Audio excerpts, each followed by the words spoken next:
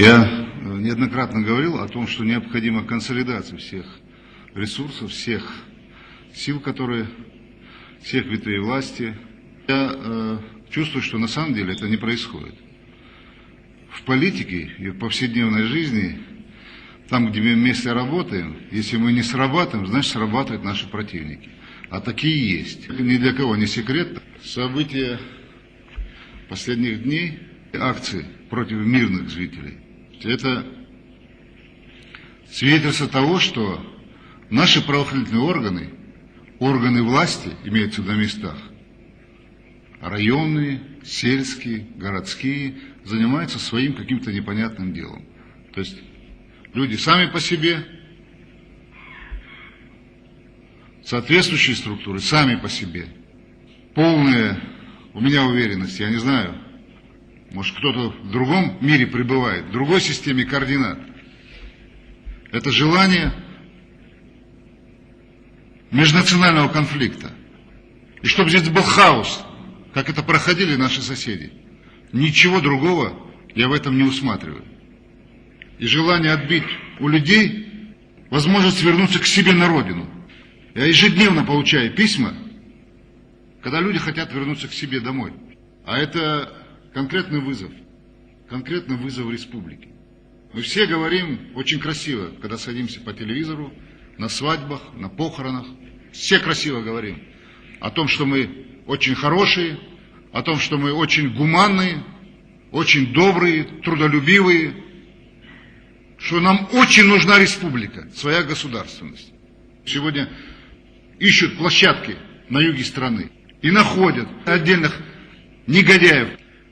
А те, кто на них смотрит, и те, кто потакает им или закрывает глаза, это большие негодяи.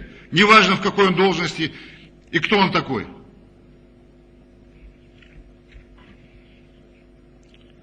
Я уже сказал, такие попытки не предпринимаются не только у нас, они предпринимаются везде. Но опять приходится констатировать, что правоохранительные органы не работают. Не работают. Ни одна структура, все здесь представлены, ни одна. Я вчера разговаривал с руководством, вот вчера назначили нового секретаря Совета Безопасности, Валентина Алексеевича Соболева, с Кремлем разговаривал. Я сказал однозначно, чтобы вот сидящие здесь все знали, что не работают. По этому поводу я прошу вас, Юрий Николаевич, прям создайте комиссию и разберитесь самым тщательным образом, что на самом деле произошло. Я считаю, что есть силы, которые не только среди бандитов, но есть силы, которые сегодня хотят и от другого развития, в унисон с этими бандитами.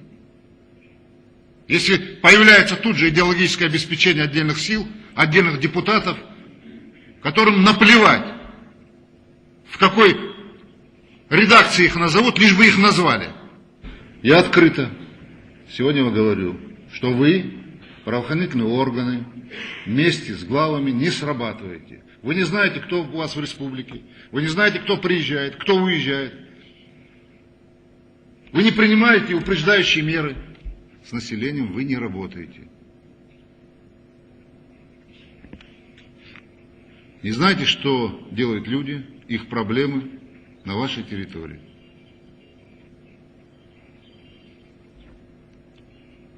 Участковые, мы уже говорили на эту тему много раз, участковые уполномоченные, никто их не знает. Кто знает своего участкового?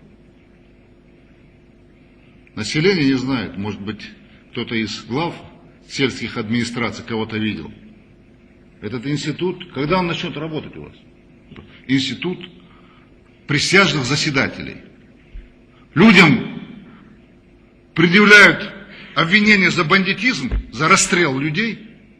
И поразительная ситуация. Посмотрите, вот люди, у которых погибли люди, они сегодня защищают бандитов. Что происходит?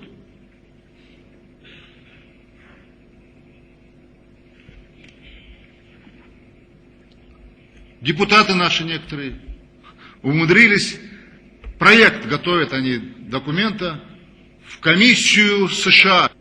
Чего же молчат депутаты сейчас? Вот, такое преступление произошло. Обстрел людей, села. Где депутаты?